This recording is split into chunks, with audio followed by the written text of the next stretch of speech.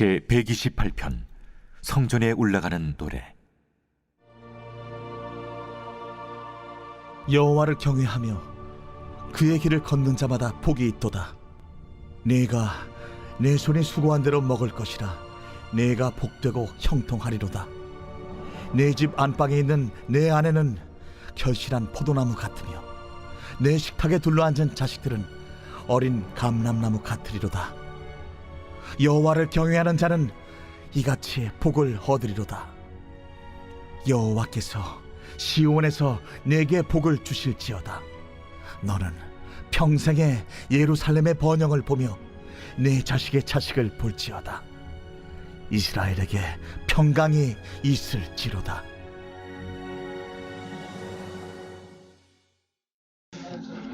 주님만 섬기는 복된 가정이 됩시다. 네, 주님만 섬기는 복된 가정이 되는 우리의 모든 삶이 각 가정이 되기를 예수님의 이름으로 축복합니다.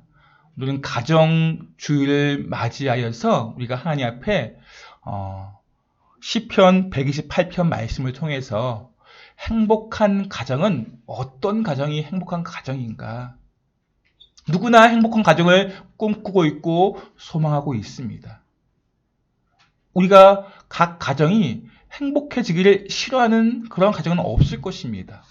그런데 행복한 가정에 대한 기준이라든지 그 기준에 대한 삶의 모습은 너무나도 다양하고 심지어는 속고 있는 경우도 있어요. 우리가 행복한 가정인데 행복한 가정이 아닌 경우가 있다는 거예요. 행복한 가정의 기준은 결코 조건이 완벽해서 될 수 있는 것이 아닙니다. 경제적으로 부유하다고 해서 행복한 가정이 되는 것은 아닙니다. 내가 생각하는 어떤 바람과 소망을 다 이루었다고 해서 행복한 가정이 되는 것도 아닙니다. 왜 이렇게 자꾸 행복한 가정에 대해서 이야기하냐면 그만큼 지금은 행복한 가정이 찾아보기가 어렵기 때문에 그렇습니다. 갈등과 분열과 다툼, 심지어는 해체되어지는 가정. 한 달에 많게는 10,000건의 가정이 해체되어진다고 합니다. 10,000건. 결코 적은 건수가 아니죠. 그만큼 가정이 황폐되어지고 있고 붕괴되어지고 있고 무너지고 있다는 것입니다. 행복한 가정을 꿈꾸고 소망해야 하는데 오히려 반대로 가정이 해체되어지고 있다는 것입니다.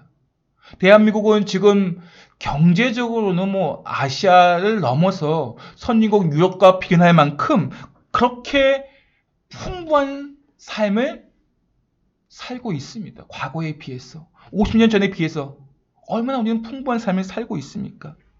그런데 상대적으로 가정 가운데 소통이 이루어지지 않는, 소통이 단절된, 신뢰도 사랑도 사라지고 있다는 것입니다. 가족의 각 구성원들이 외로움과 고독을 외치고 있어요. 이러한 시대에 우리가 살고 있다는 것입니다. 분명히 하나님께서 공동체로 처음 세운 것이 가정이에요. 얼마나 중요하면 가정이 첫 번째 공동체가 가정으로 세우셨겠습니까? 그리고 그 가정이 행복한 가정이 되기를 원하십니다. 그럼 어떻게 해야지 행복한 가정이 될 수 있는 것입니까? 분명히 앞에서 말씀드렸듯이 물질의 풍요함이 행복한 가정을 갖다 주는 것은 아니에요. 내가 어떤 큰 성취를 이루었다고 해서 그 가정이 행복해지는 것도 아닙니다. 환경이나 성취나 돈의 문제가 아니라는 것입니다. 그것에 의해 행복한 가정이 만들어지는 것이 아니라는 것입니다. 오늘 성경에 기록된 행복한 가정의 모습, 그림처럼 보여진 것이 3절 말씀인데 한번 볼까요? 시작. 내 집 안방에 있는 내 아내는 결실한 포도나무 같으며 내 식탁에 둘러앉은 자식들은 어린 감람나무 같으려다. 지금 가정의 식탁의 정교함을 볼 수가 있어요. 복되고 형통한 가정의 모습, 화목하고 번성한 활력 있는, 생력이 있는 가정의 모습. 결실한 포도나무 같은 아내가 함께 식탁에 둘러앉은 자식들, 어린 감람나무 같은 생명이 있는 모습, 그런 그림과 같은 모습을 통해서 행복한 가정의 모습을 지금 보여주고 있는데, 그 가정의 모습이 어떻게 이런 가정의 모습을 회복할 수 있고 그 가정의 모습으로 나아갈 수 있는가? 그 근원, 행복한 가정의 근원이 어디에 있는가? 1절과 4절 말씀 함께 보겠습니다. 시작. 여호와를 경외하며 그의 길을 걷는 자마다 복이 있도다. 4절입니다. 여호와를 경외하는 자는 이같이 복을 얻으리로다. 아멘. 여호와를 경외하는 삶, 여호와를 경외하는 가정, 그 가정이 행복한 가정이 될 수 있다는 거예요. 돈이 많은 가정이 아니라 어떤 각 가정에 내가 원하고 소망하는 성취를 이뤘다고 해서가 아니라, 권력을 가졌다고 해서가 아니라, 여호와를 경외하는 가정이 가장 복되고 형통한 행복한 가정이 될 수 있다는 것입니다. 우리 너무나도 잘 알고 있어요.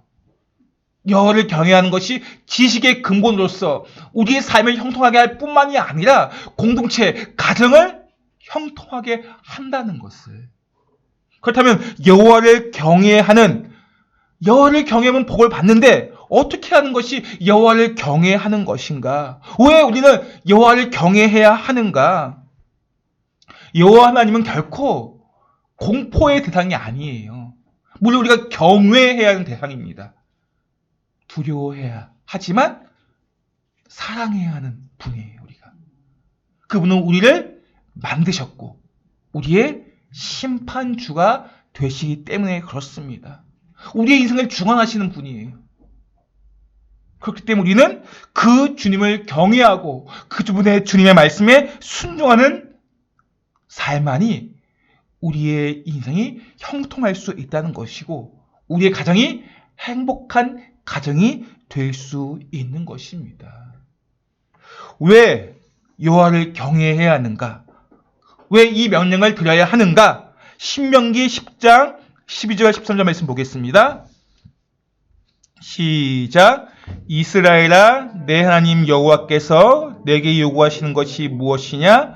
곧 내 하나님 여호와를 경외하며 그의 모든 도를 행하고 그를 사랑하며 마음을 다하고 뜻을 다하여 내 하나님 여호와를 섬기고 내가 오늘 내 행복을 위하여 내게 명하는 여호와의 명령과 규례를 지킬 것이 아니냐. 분명히 말씀하고 있습니다.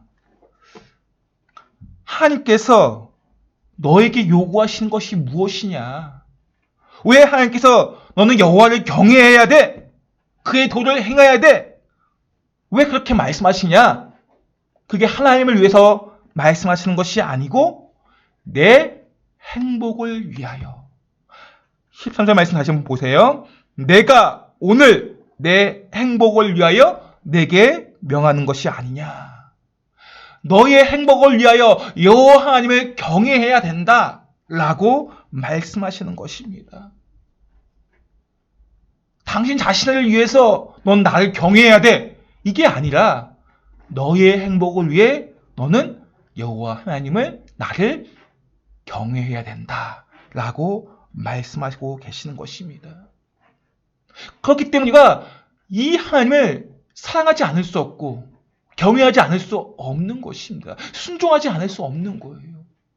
우리가 무엇이기 때문에 하나님께서 하나님의 명령하시는데 그 명령이 나의 행복을 위해서다. 우리의 행복을 위해서다. 하나님 하시는 것은 바로 우리 각 사람의 행복이라는 거예요. 나의 행복을 위한 거예요. 하나님의 명령은 나의 행복을 위한 거예요. 우리는 명령하면은 왠지 거부감이 있을 때가 있어요. 명령. 예로부터 우리는 권위주의에 많이 이렇게 억눌린 사회에 살았습니다. 유교 문화 속에서 권위주의. 권위라는 건 참 중요해요. 하나님께서 주시는 것, 권위. 그런데 권위주의가 되면은 안 됩니다. 그것은 개인은 깨트릴 뿐만이 아니라 가정을 깨트립니다. 이 권위주의예요. 가장의 권위는 참 중요합니다. 근데 그 가장이 권위주의를 앞세우면 가정에 문제가 생겨요.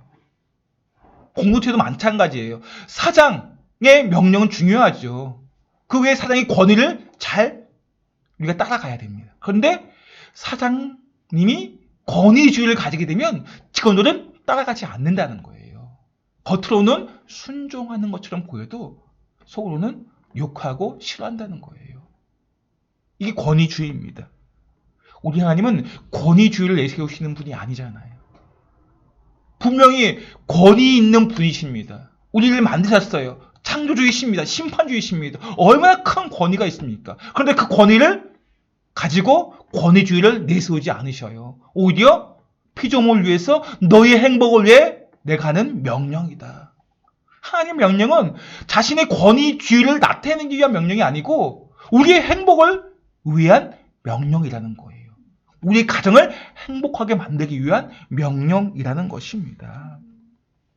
그래서 그 여호와를 경외하는 삶의 가장 첫 번째 중요한 것이 바로 하나님의 절대 주권을 인정하는 거예요. 우리의 가정이 행복하기 위해서 여호와를 경외하는 삶을 살아야 되는데 그 첫 번째가 하나님의 절대 주권을 인정하는 것입니다. 하나님의 절대 주권인 게 무엇입니까? 그분께서 우리를 다스리시고 우리를 주관하신다는 거예요. 지금 나에게 주어진 삶의 모든 모습 속에서 하나님의 다스림이 없는 곳은 없습니다. 여러분, 내가 원망할 만한, 불평할 만한 상황들이 있잖아요. 그런 상황 속에서 우리가 하나님의 절대 주권을 인정하기 때문에 그 삶 속에서도 우리가 불평하고 원망하지 않는다는 거예요.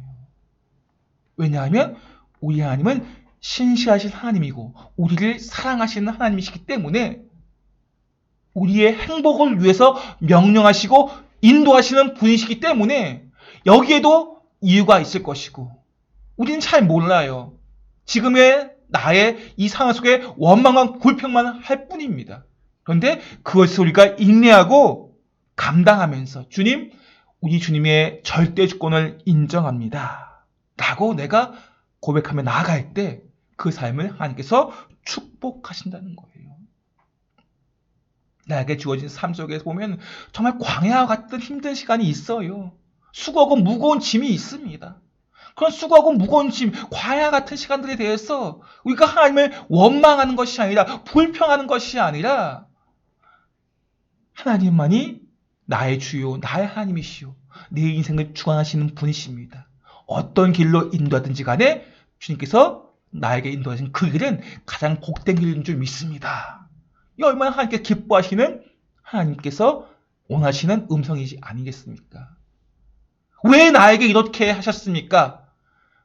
우리는 연약하기 때문에 참 그럴 때가 많아요. 하나님 왜 그러십니까? 라고 할 때가. 그런데 그러한 고백보다 더 큰 신앙의 성숙함이 하나님께서 분명히 여기에도 주의 뜻이 있고 주의 인도하심이 있는 그러한 하나님의 절대 주권을 내가 고백합니다. 라고 할 때 우리는 행복한 가정으로 만들어 갈 수 있는 것입니다. 왜냐하면 가정 안에도 그런 일들이 비일비재해 많거든요. 서로 얼마나 내가 이해하지 못하는 그런 상황들이 많습니까? 아내와 남편 사이에, 자식과 부모 사이에, 친족과 친족 사이에 그런 상황 속에서 우리가 불평하고 하나님께서 사랑하고 섬기라고 주신 가정 속에서 그러한 하나님의 절대 주권을 인정하지 못하면 지금 왜 나에게 이렇게 하셨습니까? 라고 가정 속에서 부모가 자식에게, 자식이 부모가 남편이 아내에게, 아내가 남편에게 말한다면은 그 가정은 무너질 수밖에 없어요. 그러나 하나님의 절대 주권 속에서 하나님, 여기엔 주의 뜻이 있고 이유가 있는 줄 믿습니다. 라고 내가 고백하면서 여호와를 경외하며 그 삶을 인정하고 주의 뜻을 구할 때 그 삶을 하나님께서 복되게 하신다는 것입니다. 우리가 하나님의 절대 주권을 인정하여 우리의 각 가정을 복되게 만들어 가시는 은혜가 있기를 예수님이 축복합니다. 또 하나 이 여호와를 경외하는 삶이란 앞에 하나님의 절대 주권과 연결되어 있는 건데 우리의 이 안목 있잖아, 안목. 이 안목을 좀 거시적인 안목을 가지셔야 돼요. 넓고 크고 깊고 길게. 그렇게 바라보지 않으면 지금 당장 이런 일이 일어났어요. 내가 당장 그렇게 반응한다. 이렇게 말하고 불평하고 다툰다. 그러면 결코 하나님의 뜻을 바라볼 수가 없습니다. 우리는 인내하고 기다리고 우리 하나님의 뜻은 분명히 선하신 뜻이 있다는 것을 우리가 알고 있지 않습니까? 그 큰 그림을 보시는 거예요. 멀리 깊게 넓고 크게 우리의 인생을 바라보게 될 때 우리의 인생이 얼마나 하나님의 세미한 가운데 우리를 섬세하게 만지시고 우리 가정을, 우리 삶을 붙잡아 주시는가 우리가 보게 되는 것입니다. 한 걸음 뒤로 생각해 보세요. 과거에 내가 그렇게 힘들었던 기억들, 그 기억들 지금 10년이 지난 뒤에, 20년이 지난 뒤에 한번 바라보세요. 그러면은 하나님의 은혜가 이것이었구나, 하나님의 계획이 이것이었구나 라고 무릎을 칠 때가 있습니다. 문제는 우리가 거시적인 안목이 없다 보니까, 멀리 바라보지 못하다 보니까 당장 나에게 다가온 이 어려움에 대해서 불평하고 원망한다는 것입니다. 우리가 영원한 멀리 거시적인 안목을 가질 때 당장 이 삶에 붙잡혀 있지 아니하고 100년 아니 영원한 안목을 가질 때 지금 내가 없는 것에 불평하지 않는다는 거예요. 오히려 가지고 있는 것에 대해서 내려놓게 됩니다. 사도 바울 보세요. 사도 바울. 학문적으로 얼마나 뛰어난 사람입니까? 그는 지성이었고 감과 혈통도 대단했습니다. 그런데 사도 바울은 이 모든 것을 어떻게 했다고요? 배설물과 같이 여겼어요. 왜 그랬을까요? 그는 거시적인 안목, 영원한 안목을 가졌기 때문에, 영혼을 바라보는 삶을 살고 있기 때문에 지금 내게 없는 것에, 있는 것에 연연하지 않았습니다. 없는 것은 없는 대로 불평하고 있는 것은 있는 대로 귀찮아하고, 이 사람이 그런 마음이 있거든요. 근데 그런 것에 연연하지 않아요. 왜냐하면 영원한 삶을 바라보고 있기 때문에 그렇습니다. 이것은 최선을 다하지 말라는 게 아닙니다. 지금 내가 당면한 상황에 최선을 다하셔야 돼요. 그러나 우리의 시선은, 안목은 멀리 영혼을 바라보셔야 된다는 거예요. 그럴 때 우리가 행복한 가정을 만들어갈 수 있는 거예요. 지금도 우리는 돈의 유혹에, 권력과 명예와 세상의 어떤 것에 의해서 우리의 마음이 빼앗길 때가 얼마나 많습니까? 그로 말미암아 우리가 하나님을 바라보지 못할 때가 얼마나 많습니까? 우리가 거시적인, 멀리 바라볼 수 있는 영원한 안목을 가질 때 지금 내게 돈이 없다 할지라도, 지금 내게 명예가 없고 권력이 없다 할지라도 그것 때문에 우리가 실망하지 않는다는 것입니다. 더욱더 주님을 붙잡고 주님만 경외하는 삶을 살 수 있는 것입니다. 그럴 때 우리가 행복한 가정을 만들어 갈 수 있는 것입니다. 마지막으로 행복한 가정을 만들어갈 수 있는 여호와를 경외하는 삶은 1절 하반절 말씀 보시면 이런 말씀이 있어요. 그의 길을 걷는 자마다 복이 있도다. 그의 길을 걷는 자마다 복이 있도다. 이 말씀은 그 사람의 삶의 방식이 자신의 생각, 자신의 뜻이 아니라 여호와 하나님의 말씀에 자신의 삶의 방식을, 가치를 둔다는 것입니다. 내 삶의 걸음걸음 앞에 늘 하나님의 말씀을 통해 우리의 걸음을 비춰보는 거예요. 그럴 때 우리의 인생의 걸음 속에서 내가 가고자 하고 내가 원하는 것이 아니라 말씀을 이렇게 비춰주시는구나, 말씀의 길로 가야지, 하나님 말씀에 우리의 걸음을 둘 때 우리의 가정이 가장 복된 가정이 될 수 있는 것입니다. 아무리 인간의 생각이 탁월하다 할지라도 그 인간의 생각의 결국은 멸망이요 사망일 뿐입니다. 아무리 탁월한 사람이랄지도 멸망과 사망을 피할 수 있을까요? 그 인생이? 아니요. 하나님이 없으면 그는 결국에는 사망의 그 삶이 멸망의 길로 갈 뿐입니다. 그렇기 때문에 우리의 인생의 가장 복된 길로, 우리 가정을 가장 행복한 가정으로 만들어 가기 위해서는 오늘 말씀처럼 그의 길을 걷는 자, 하나님께서 예비하신 길을, 말씀의 길을 걷는 자, 그 인생이 가장 복된 길이라고 오늘 우리에게 말씀하시는 것입니다. 이렇게 하나님 절대 주권을 인정하고 하나님 말씀의 길을 따라가며 영원한 안목을 가진 자를 통해서 주님께서 역사하시고, 그럼 여호와를 경외하는 자를 통해서 행복한 각 가정을 만들어 가신다는 것입니다. 우리의 행복한 가정, 말씀 2절부터는 행복한 가정의 모습에 대해서 기록을 하고 있습니다. 행복한 가정에 이루시는 복, 어떤 복이 있습니까? 2절 말씀 보십시오. 내가 내 손의 수건대로 먹을 것이라. 내가 복되고 형통하리로다. 수구한 대로 먹을 수 있다는 복을 주십니다. 수구한 대로 먹을 수 있다. 이 과거에는 이 자연재해가 심했어요. 그리고 이방의 민족의 침략이 많았습니다. 그래서 유대인들에게도 그런 이방 민족의 침입과 자연재해로 인해서 열심히 일했음에도 불구하고 열매를 거두지 힘들 때가 많았어요. 그런데 하나님께서 수구한 대로 먹을 수 있다는 복을 주신다는 거예요. 다시 말씀드리면 하나님의 보호하심과 인도하심 속에서 내가 너를 돌보아 주겠다라는 것입니다. 이게 여호와를 경외하는 자에게 주시는 복이에요. 내 인생을 돌보고 지키고 보호해 주겠다. 네가 수건대로 열매 맺게 하겠다. 이 말씀이라는 것입니다. 수고한 대로 거두는 것만큼 큰 복은 없습니다. 우리는 어쩌면 일확천금 같은 대박을 꿈꿀 때가 있어요. 또 많은 사람들이 그런 대박을 꿈꾸며 뭐 복권을 사기도 하고 로또를 하기도 합니다. 그러나 대박을 꿈꾸며 받았던 로또 상금, 그러한 상금이 다 어디에 있습니까? 90% 가까이 다 그 돈 때문에 그 인생이 망해가는 그런 모습을 보지 않습니까? 그런 결과를 보지 않습니까? 수고한 대로, 땀을 흘린 대로 얻는 것이 그래서 복된 거예요. 과거에 지금 신도시라고 하는 그 땅을 가졌던 사람들 있잖아요. 그런 분들이 땅은 가지고 비싼 땅이 아니었는데 땅이 있었어요. 그런데 신도시 개발 가운데 일확천금을 얻었습니다. 그 도시로 이주를 합니다. 그 인생이 어떻게 됐을까요? 물론 잘된 분도 있겠지만 많은 사람들이 그 돈 때문에 방탕해지고 그 인생이 그 돈 때문에 가족이 깨어지고 망해간다는 거예요. 우리도 어쩌면 그런 그런 대박나는 그런 사건이 좀 있었으면 하는, 왜냐하면 돈이 필요하니까.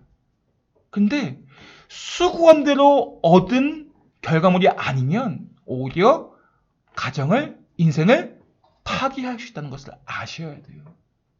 그래서 하나님께서는 아담에게도 심판이지만 그게 복인 게, 하나님께서는 아담의 죄로 말미암아 그 인생을 수고하는 인생으로 만드셨어요. 땀을 흘려야 하는 인생으로 만드셨어요. 남자는. 그런 저주라고 생각하지만 그것은 저주가 아니라 어떻게 보면 그 인생을 가엾이 보시고 돌보시고 복되게 하신 거예요. 수고한 대로, 땀을 흘린 대로 거둘 수 있게 하셨기 때문에. 그렇기 때문에 우리는 여호와를 경외하는 자는 한꺼번에 일확천금을 얻는 복을 얻는 것이 아니라 내가 수고한 만큼, 땀을 흘린 만큼 거둬들이는 거예요. 우리가 땀을 흘리지 않고 거둬들이는 것에 대해서, 이것에 대해 부러워할 필요도 없고 그것을 너무 기대할 필요도 없습니다. 우리는 열심히 최선을 다해 땀을 흘리는 가운데 여호와를 경외하는 복으로서 수고한 대로 거둬들이는 축복을 주신다는 것입니다. 우리에게 그러한 복이 있기를 바랍니다. 수고한 대로 거둬들일 수 있는 그러한 은혜가 우리 모두에게 있기를 바랍니다. 또 여호와를 경외하는 자에게 주신 복이 3절 말씀이에요. 아까 우리가 읽었던 말씀인데, 시작. 내 집 안방에 있는 내 아내는 결실한 포도나무 같으며 내 식탁에 둘러앉은 자식들은 어린 감람나무 같으리로다. 앞에서 말씀드렸듯이 식탁의 정겨운 모습입니다. 형통한 가정의 모습이에요. 아내의 결실한 포도나무 같다고 한 것은 정말 다산의 모습, 그런 모습을 상징합니다.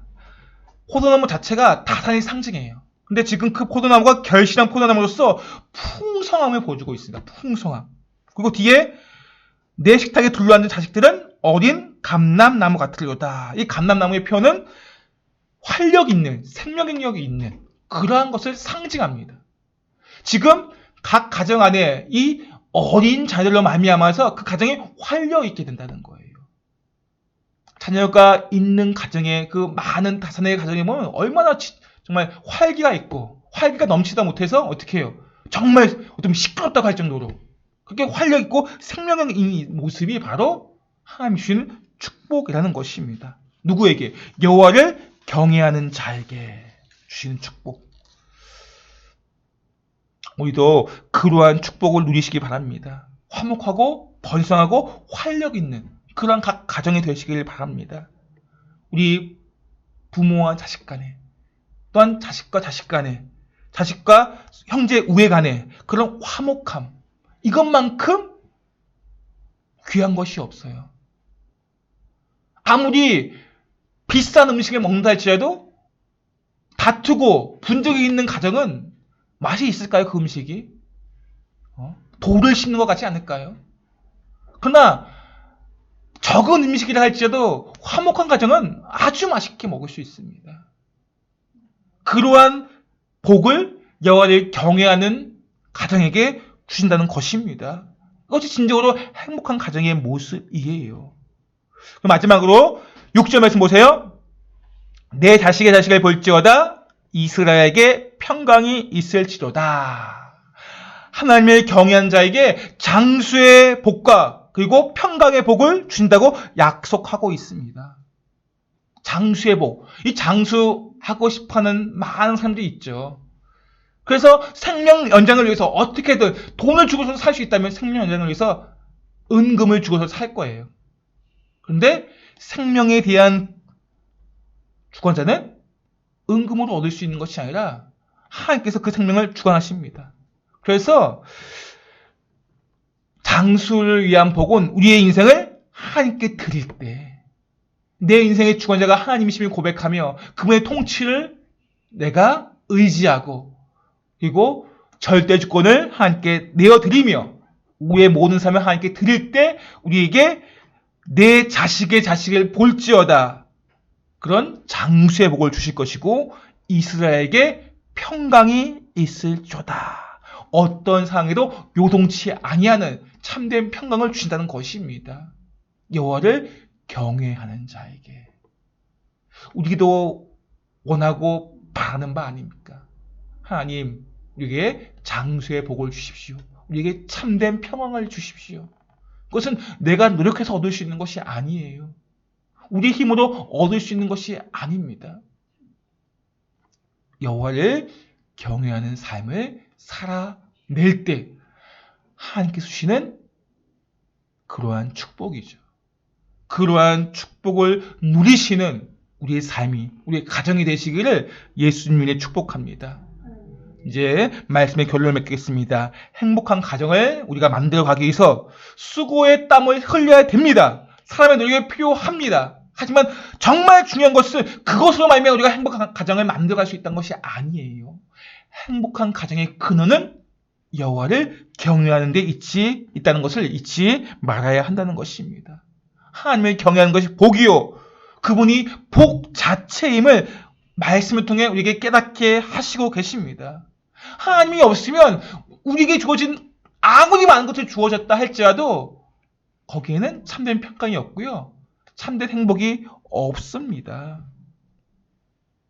그런 거 조심해야 될 게 내가 정말 신앙생활 잘 하지 않는데 너무 잘 풀리는 거예요.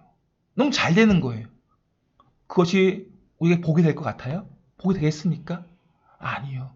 더욱더 교만해지고요. 결국에는 하나님을 떠나게 됩니다. 왜냐하면 내가 열심히 해서 잘 풀다 보니까 내가 잘 할 수 있네? 그렇게 내가 신앙생활 안 함에도 불구하고 돈과 명예와 권력이 주어지게 되면 이것이 그 사람이 교만이 된다는 거예요.